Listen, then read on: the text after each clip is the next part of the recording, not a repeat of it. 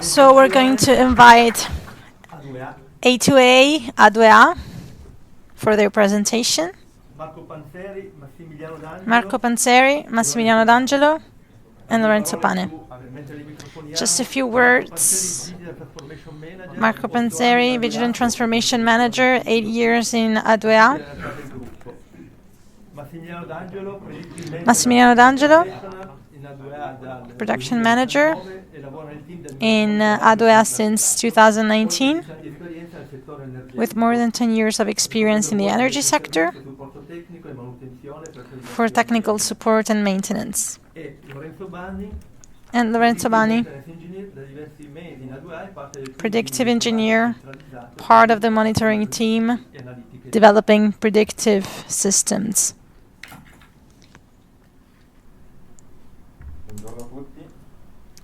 Good morning, everyone. My name is Marco Panzeri. I've been working in A2A for a while. Who is A2A? Does anyone know us? We are a Milanese company operating all over the territory, and we work in every sector. Thank you. In every sector regarding citizens' services. So production of energy, distribution of energy, such as water, gas, and heat, and waste cycle management. So we cover citizens' life globally. Our industrial 10-year plan has two main pillars: circular economy and energy transition, in a perspective to make our impact more sustainable. Now, one of the leverages to organize this plan, making A2A a data-driven company, is the use of technology, of course. Now, in the last few years, I've been dealing with the organization, together with Ematica and other partners, of this path, this network of systems that will support the business. We started with the acquisition of data using a specific technology with a PI data platform with a lot of data. The first thing was making data available and democratic in a safe way, respecting the best practices in place, also at government level as well as global level. What you saw before with Andrea, that little square between the signals, indicated a model that allows us to organize data in a very simple way and a distributed way in all industrial sites. So A2A has many similar plans, even though they're different from each other, and the benefit is being able to organize them in a global framework of data. And the huge Seeq benefit is being able to recycle, reuse this work to use data. The next step after the data are ready is viewing them. So we are at item 4, step 4. So basically data used for statistical analysis on most relevant plant data and threshold-based alerting. And now we're getting to the point of today's session, which is machine learning technology, basically implemented for business models such as heat forecast for district heating networks and other initiatives we're going to see with my colleagues' presentations. Now, just a short view of how we organize our data architecture. We use our OSIsoft technology. We acquire data in a safe way with the most common industrial protocols, and we centralize them in our data center. From there, we transfer them on all third-party platforms, including Seeq server. with two important things that we represented here: safety at protocol and access level, and flexibility, because we are talking about very big volumes of data. Just to give you a few numbers, we're talking about 50,000 sensors acquiring real-time all over Italy data that our data scientists will select based on the case studies. Now, I'm going to leave the floor to my colleagues from the predictive maintenance department, and they're going to show you a use case with the support of Andrea using Seeq. Thank you.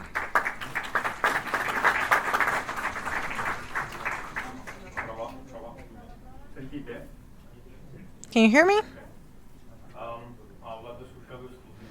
Okay, so I'm going to switch to the case study.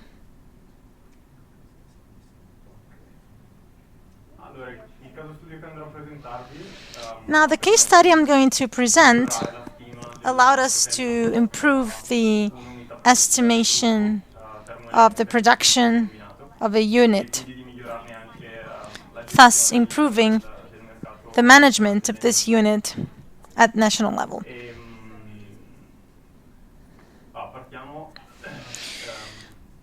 Let's start with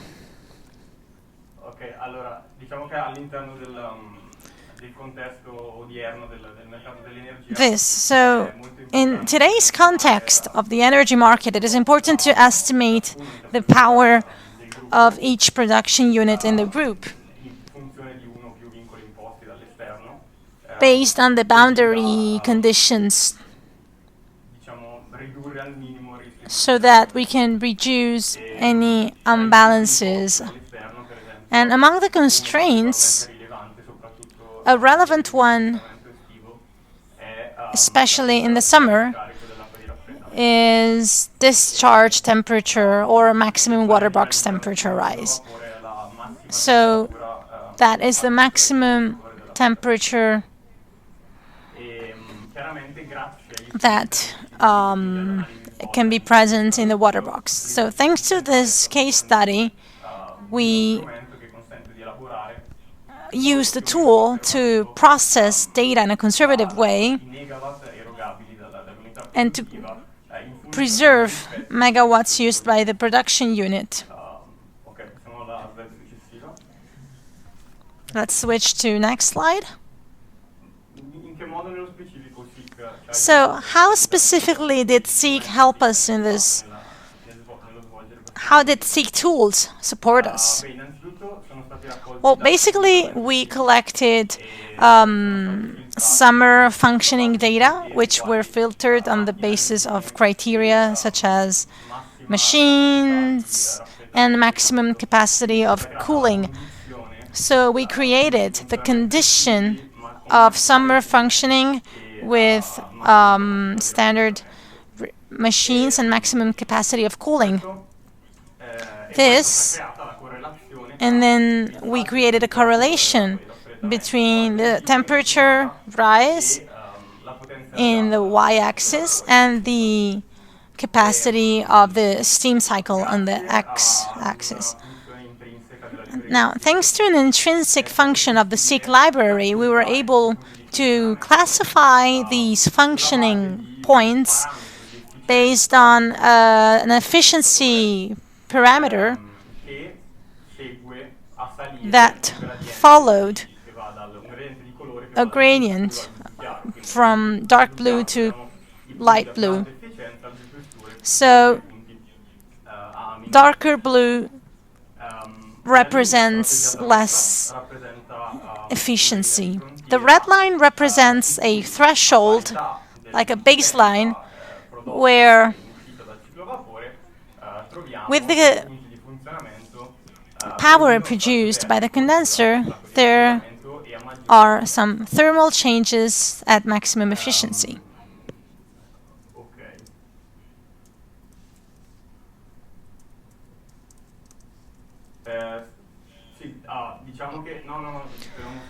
So Go back. Thank you.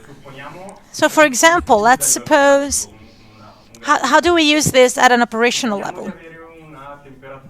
Let's suppose we have an estimated inlet temperature based on weather forecast of 28 Celsius degrees, and to have a constraint on the output degree of 35 degrees, output temperature of 35 degrees. So we have a 7-degree difference. At this point, we can go to the y-axis and we'll find a power emitted by the steam cycle of 190 megawatts. Now, that is the power that a cycle can produce in the best possible conditions, because on the barrier you have the highest efficiency points already, so points that are not impacted by any inefficiencies. Out of these 190 megawatts, we can decide to either maintain a security margin, and instead of these 190 megawatts with a delta T of temperature, we can move horizontally to the actual value of condenser efficiency, so obtaining a new working point corresponding to a new power of the steam cycle, which is not the ideal one, but it's the realistic one considering the real conditions of the cooling cycle. So that's how we use this graph, this tool, at an operational level. So we can go on. This image is very similar to the previous one, and basically it is an alternative view, probably a clearer view of the working points, because here the classification of working points was created thanks to another Seeq function. So it's not a continuous band system, but it's a discrete band system, as you can see from the legend below. So the central exercise was used to estimate the megawatts to be produced based on the external constraints, based on the maximum outlet temperature.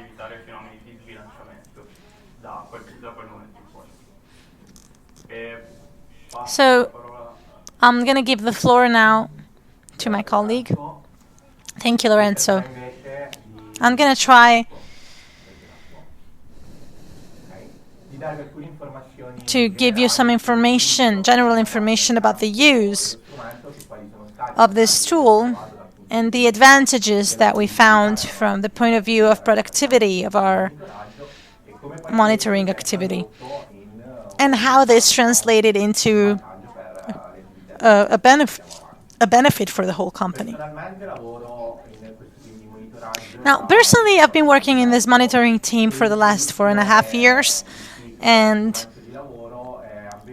with the Seeq tool, the use of Seeq started just a few months after my entrance. So I've been using this tool for almost 4 years. Immediately after it was introduced, we started using it to carry out analysis on functioning data for our plants.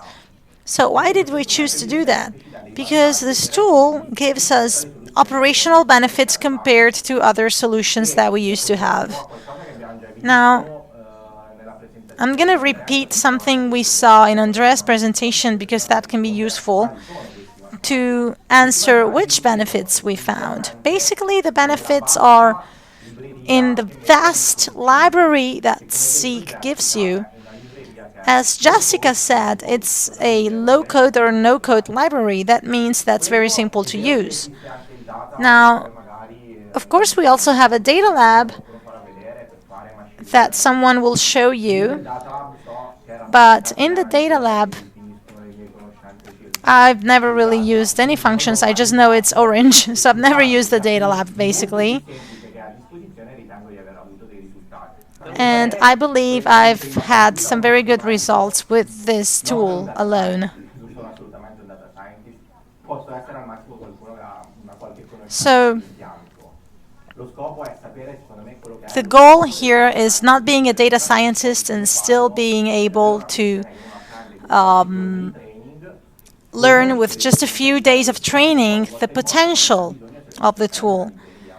And then when you need some new functions, you can look for them in the library. With data cleaning, condition research that Andrea showed you before, and the filtering of our data volume. That's an analysis that basically is a seasonal analysis. So that means giving the system some years of data with some seconds frequencies. So it's a lot of data. You set filters very easily without really having any coding skills, and that's it. Out of the data you have available, you can draw your conclusions based on the library that works with all PI tags as well as AF elements and attributes. Now, these can sound like technicalities, but what's the difference for us? It means we can really take advantage of another Seeq function that is replicating and duplicating and making changes to an analysis that was already carried out that can be reused on a similar asset, on a similar case. And I'm going to say a few words about that in the end. So it's going to be a few minutes to have another assets analysis. Now, as Andrea showed you, there are some visible options to view the results you obtained from your analysis. So for us, it was a great advantage in terms of productivity, daily productivity. Let's look at how this translated into business achievements. Let's give you some examples of the main uses of Seeq. So first of all, in this context, we were able to achieve semi-automatic transient monitoring, which enabled the identification of early warnings for several relevant issues. And a very significant study that we carried out allowed us to identify the root causes of some unwanted events in steam pipes, phenomena that can have some really severe consequences, and thanks to Seeq we were able to prevent them. We were able to study and identify the source of the problem and thus solving the issue in advance. And a similar event was when we presented a project that we started at the beginning with Ematica, the goal of which was creating diagnostics to identify matrices on temperature sensors. And this is another tool that Seeq is providing us with. We also used Seeq for performance studies leading to the elimination of inefficiencies. And here's a list of some inefficiencies and possible issues that we solved. And another thing that we underrated over time, but that turned out to be an advantage, is that when you have a complex problem, you can really understand the data correlations in these complex phenomena, and you can really develop a predictive system in third-party tools. So it's like a further step. After your analysis, if you want to have a tool that over time will carry out the same analysis in a semi-automatic way, what are the KPI that we need to monitor? This can be understood very easily with Seeq. Now, diagnostics can be carried out into Seek or into other systems, but that's another thing. You can do that with a tool that allows you to unpack large volumes of data to understand what you're really interested in. And last but not least, these are our possible future developments for the next few months or years. We want to keep developing our extensive AF database to duplicate similar analysis. And this is something I already mentioned before. We must try to improve our productivity by minimizing time that we waste doing the same things. We have many similar assets, gas coils, heaters, systems, networks. We can really replicate, duplicate analysis that took a few days of work, and doing that in a few minutes is something that Seek allows you to do. Not by itself, but by using a structure called SI framework. So we want to move from raw signal analysis to this asset framework so that the first analysis is going to have some intrinsic functions. And on Seek, you can really, in one click, switch to reprocessing of the same analysis for another asset. We also want to improve the way we structure and view information, leveraging the organizer function, which Andrea showed you before. Now, I know a few functions of the organizer dashboard, but I want to use it also to schedule an analysis over time at regularly. You can also set the organizer so that it does it for you. Imatica did part of this job for us. We want to keep following this example. And lastly,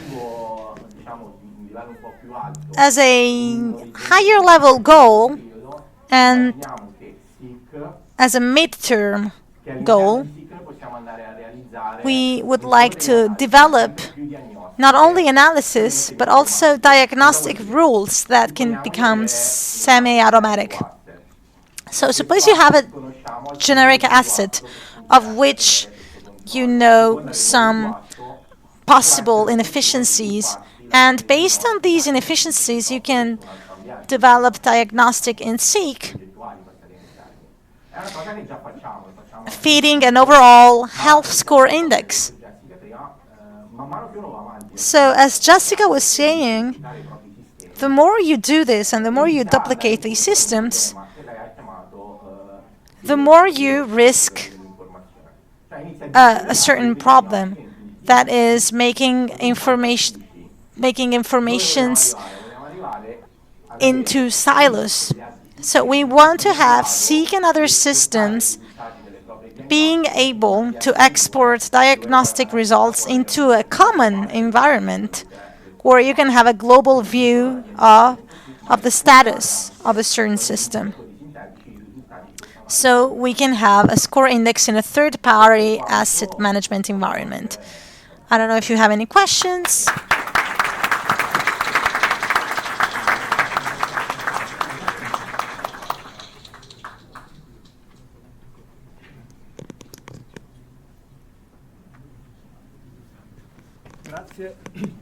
Thank you. Thanks, everyone. Once again, if you have any doubts or questions, you can ask our colleagues. There are too many hands raised. Come on. Luca, you can break the ice.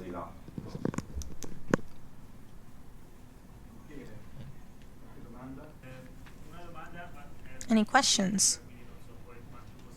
This is a more technical question.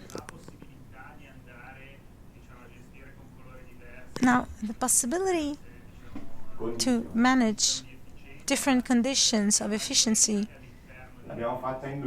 in a library. Yes, we did that in two different ways. I'm going to go back to the slide to answer this question. So here are two graphs. Here is an XY correlation, and we classified data based on a third parameter. This parameter here, without going too much into detail, is an efficiency parameter that was calculated using the chart of steam intrinsic in the Seeq library. These charts are automatically available, and you get this number, and the library of Seeq allows you to color the point of this XY correlation based on certain criteria. A criterion could be based on the steam number here. Andrea gave you an explanation before that was way better than my explanation. So colors are used based on the evolution over time of a certain value. So it is clear here, not for some people because I'm colorblind, but basically you can see that this is a different blue. It's a darker blue, so we thought, let's display this information in another way. So we made this graph where we invented some other colors to better differentiate the parameters. If the parameters is higher than 7, then we're going to color it red, for example. If it's less than 5, it's going to be green, etc. So you use libraries to differentiate between parameters. It can be more complex than this. You can have some complicated calculations, even derivatives. We made analysis in the past where you had to calculate derivatives. And that's a computational effort. So even though the system is powerful, it has its limits, of course. So the library didn't want to give us a result fast with that calculation.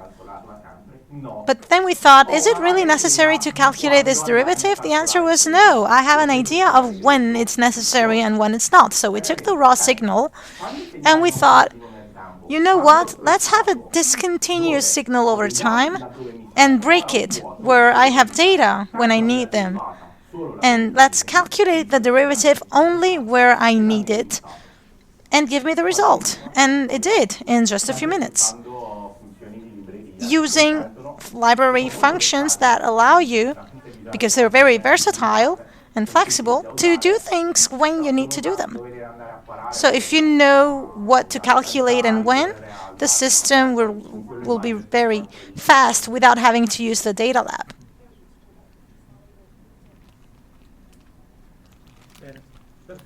Thank you. Perfect.